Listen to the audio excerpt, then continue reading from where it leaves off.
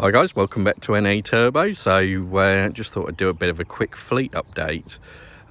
So here we've got Hannibal the Supra. He's actually, for the first time, going to go on a road trip today. So now we're allowed to do such things. He's going to go from home here over to Oxford, which is about 100 miles round trip. We've now had the mechanic, Martin, come and have a look at the leak. So it looked like it was basically just one of the pipes that's buried down the inlet side that had actually got one of the original spring clips on. So it had just come undone basically over time, which was weeping out the massive airlock that was in it as well. We've also got out, so that should be all good. He's done about sort of 30 miles since then and just needed a tiny little top up of the water just to bring the level back, but that's all looking okay now. So yeah, Hannibal's first road trip in quite a long while. I shall do a video at the end just to show that he's actually made it and any foibles that occur along the way, but fingers crossed he's all going to be all right. So that's his trip today. I'll take you over now to Rado the Corrado that's over in the end here. Not much to report with him really. He's still going, still got his oil leak from the head gasket side, which I'm going to actually save up to get sorted with Martin, who did the head gasket on the Supra, just because he's much better at these things. But it just requires a lot of sort of parts. So while I'm doing the head gasket on it, I'm also going to do the timing chains because they've done 138,000 miles. And it's just good practice to change them.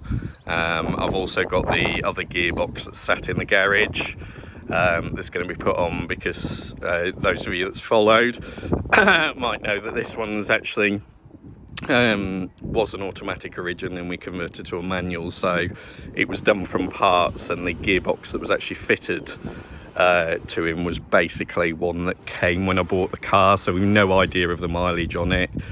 It's quite worn. You can sort of stir a bit of a pudding when it's in gear, and the diff winds in it. So I've got one in the garage from a 60-odd thousand mile Corrado that's actually going to go in, so he's going to do that for me as well, but it'll just require basically that fitting. We'll do the head and everything at the same time. So yeah, just need to save up some money from that. So now that's Rado really. If you ignore the MR2 there on the side, that's my dad's car to do up for when he retires. So I'll take you down the side of the garage, try and not make you feel too sick. And if we go down here, you will see hiding the old Hillman. So this one is still very much in restoration. If you've watched some of the videos, you might sort of see that this was actually a Swedish car. As you see, the steering wheel's on the wrong side for the UK. But at the moment, we're just having usual problems with the DVLA trying to register it as a UK car. We've got all the documentation. It's had the Nova done, but they were missing certain numbers off the Nova certificate, as O was down as a 0 or vice versa, and being the DVLA, they didn't like that, so the application got kicked back twice, but that's been sent off again now.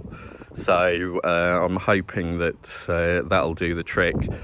We may do a video on that to come actually for anybody that's interested, just with the pitfalls to avoid and what you need to fill out and what we have filled out, because it's just a nightmare. And especially on a car like this, it's also registering it as historic, so it doesn't require MOT or tax because it's a 1960s car, so it's both tax and MOT exempt.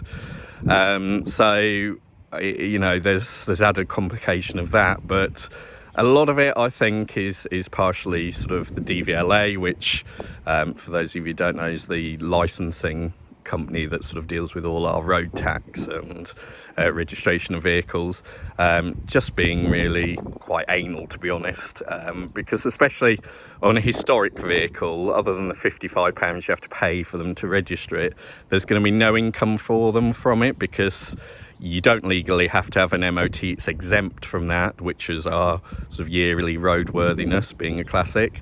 But also it's tax exempt, so there's no revenue for the government or for them from that. So I think partially a lot of it is they will be as sort of strict as they possibly can, because they don't want many of these things on the road, because it's not going to earn them a lot. But regardless of my little rant there, this one's also coming along. So basically we wanted just to get that sorted, it registered. Then Ryan, whose car it is, can do some of the finishing off in terms of there's an axle seal that needs replacing on it. The engine's now tuned up, so it's perfect, and it's running really well. It's had a spark plug changed, and then it just needs really using and bedding in, so there's going to be that side of it as well.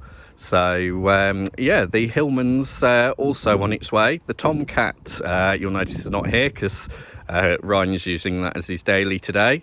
The Tomcat's actually been pretty damn good, given, you know, we bought it sight unseen and put it through an MOT. The only thing that failed on it was the starter motor. And again, you know, because it's the Honda engine, it's canted over to one side. It was so simple to do. The starter motor itself cost around about £40 on eBay, and it took us half an hour one day after work to fit it, and then back up on the road the Rover was again. So you know, all those people that sort of say Rovers and the R8 Rover of that generation isn't reliable, no, it's not the case. You know, that's actually been one of the more reliable members of the fleet, in particular, you know, against when you look at Hannibal the Supra that's had thousands spent on him recently. So yeah, that's plodding along. It does need a clutch, so that's going to be something we're going to do soon, because that's very, very high, but we knew that when we got it. But it just goes, stops and starts. It, you know, my brother's now taking it on a 30-mile each way journey to his work, and it's doing on average 40 miles to the gallon. So that little Honda engine is, you know, is a brilliant for a 94 car. You know, getting 40 miles to the gallon, I think, is extremely good. There's also something that is hidden in the garage that is quite special, but I'm not going to reveal that yet. So a bit of a tantalising one for you. But it is another Rover. This is one of Ryan's long-term projects.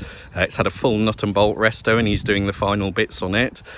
So I'm sure we'll do a video on that in the near future for you. And just as a spoiler, it's a V8, so that might give you sort of some clues as to what it is. But we'll definitely have that on the channel at some point.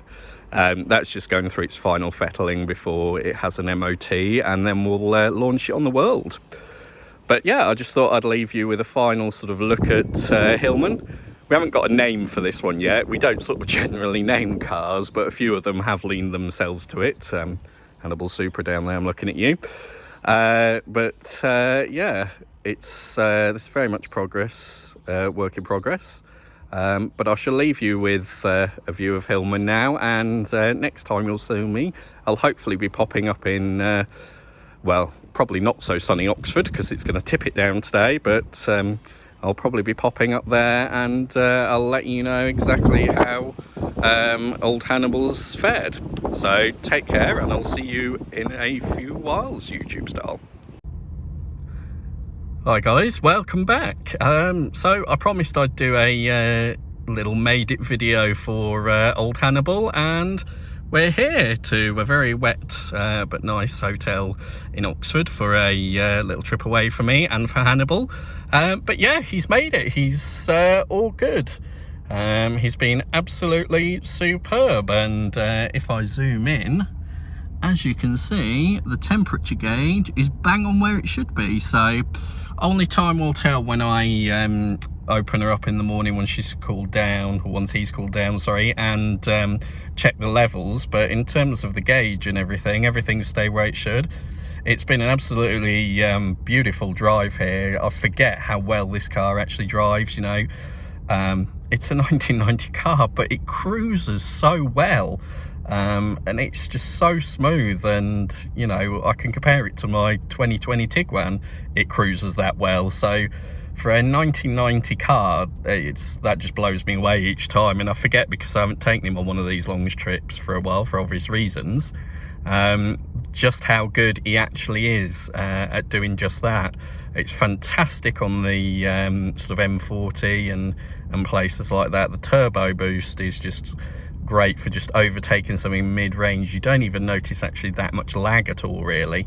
We haven't gone nuts, we've just sort of cruised here at the speed limits and below. So yeah, tomorrow I'll tell when I check his water levels, but I'm hoping if anything it's just a little bit that I need adding in because it's settling down.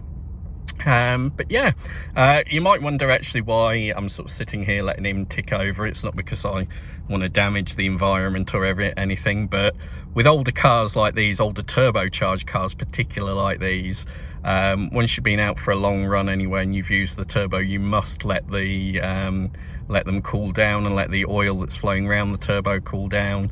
If you were just to switch it off, that does sort of all sorts of bad things internal wise to your turbo, and then ultimately the engine. So I just normally let it sit ticking over just for sort of about a minute after I've finished either Hoon, which this wasn't, or a long trip, just so the oil has a chance to cool down and it's circulating properly back through the turbo and the engine. There used to be things in the 80s called turbo timers that used to do this, where you could basically lock the car and walk off to your destination, and it would keep the engine running for sort of 1 or 2 minutes. But not surprisingly, there was lots of cars stolen when people used those. Lots of failures and fires, because as you can imagine, leaving a car running when you're not there with it is not good news. So yeah, I don't do that. I just take the extra little time just to let him cool down. And I don't know if you can see through the windscreen, but again, pop-up headlights, they are just so cool. And I did genuinely have to have them on because it was raining. So yeah, that's Hannibal and me here for a little sort of trip away. So I shall say thanks for watching. Please do like and subscribe. I'm trying to sort of get a bit better at my editing and titles and things, because I would like the channel to get more viewers. So I'll say take care and stay safe, and I'll sign off for now. Thanks for watching.